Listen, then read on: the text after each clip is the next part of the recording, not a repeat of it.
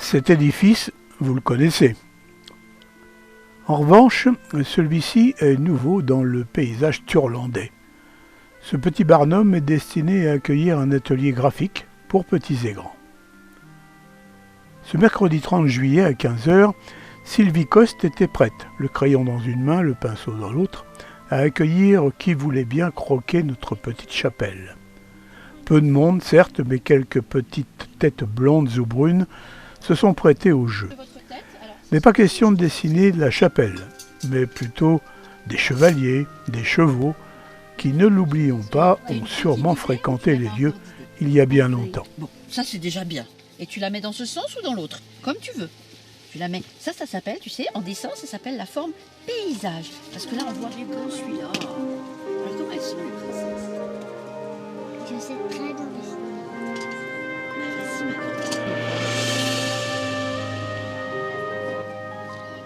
Bien sûr. Alors, amateurs, adultes ou enfants, dépêchez-vous, il vous reste 2 dates pour le mois d'août, les 13 et 20 à partir de 15 h.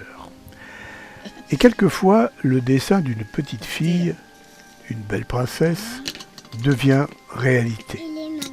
Et les mains. Ah, comment on fait les Sylvie Coste fut l'artiste à tout faire de la journée. C'est elle qui nous contera de belles histoires, comme celle de ce roi se sentant mourir, demandant à ses 3 garçons de lui confectionner le meilleur gâteau du monde. Ses 2 aînés parcourent le pays et confectionnent des gâteaux merveilleux. Mais leur père ne trouve pas ce qu'il attend. Mais il reste le petit dernier.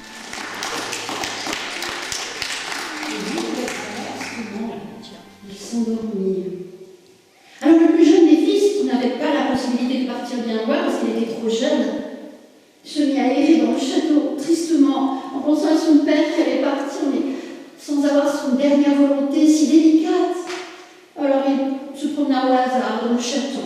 Il monta, il descendit, il tourna et se retrouva dans la cuisine. Et dans le cantou, il y avait Bertille, sa vieille nourrice, qui était assise. Oh, elle n'y entendait plus guère, elle n'y voyait pas non plus bien. Et elle réchauffait ses genoux avec ses mains dessus. Alors il se précipita vers elle et dit: Bertille, papa va mourir sans avoir eu ce goût d'enfance et de bonheur dans la bouche. Bertille se releva le menton et lui dit: dis donc, enfant, quand tu étais triste, que venais-tu faire? Quand on t'avait grondé ou que tu t'ennuyais, qu'est-ce que tu faisais avec moi dans la cuisine? Alors Lucas se mit à froncer ses yeux et dit: oh oui, le goût de tes beignets. Oh Bertille, il sentait bon la vanille et la fleur d'oranger. Ah oui, que c'était bon. Et elle dit: tes frères l'aimaient aussi. Et ton père que j'ai élevé les adorait. Voudrais-tu lui en faire? Je ne sais pas cuisiner, moi. Tout le monde sait cuisiner. Il va te falloir aller chercher des ingrédients. D'accord. Que dois-je apporter? Tu prendras 3 œufs, 2 jattes de farine, une jatte de lait, 4 cuillères de sucre, de la vanille, de la fleur d'orange. Dépêche-toi. Alors il partit chercher tous les ingrédients, les ramena sur la table de la cuisine et lui dit: Bertille, je suis prêt. Est-ce que c'est tout? Non. Il faut le cœur.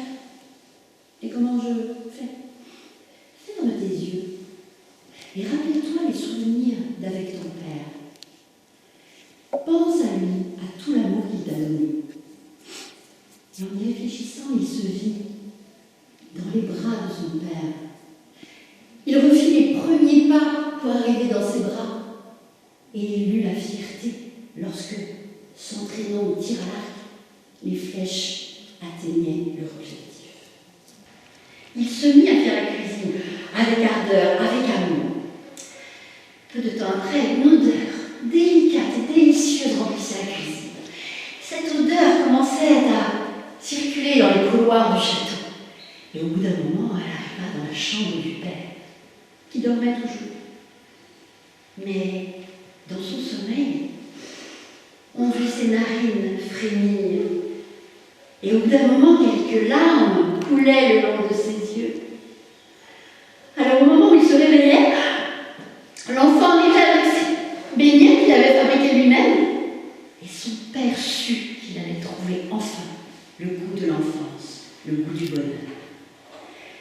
La mère proposa à son fils de lui donner délicatement des petits morceaux de beignets. Et l'enfant n'oublierait jamais le bonheur, la joie et la sérénité dans les yeux de son père. Il se souviendrait toujours du plaisir qu'il avait eu à manger enfin ce goût retrouvé de l'enfance. Quand il eut fini, il prit la main de ses enfants et de sa femme et il leur dit, confiant, au revoir. Pierre, c'est le nom du petit, comprit très bien que ce sont les choses les plus simples, faites avec amour, qui créent dans le cœur des êtres qui s'aiment des liens solides et durables.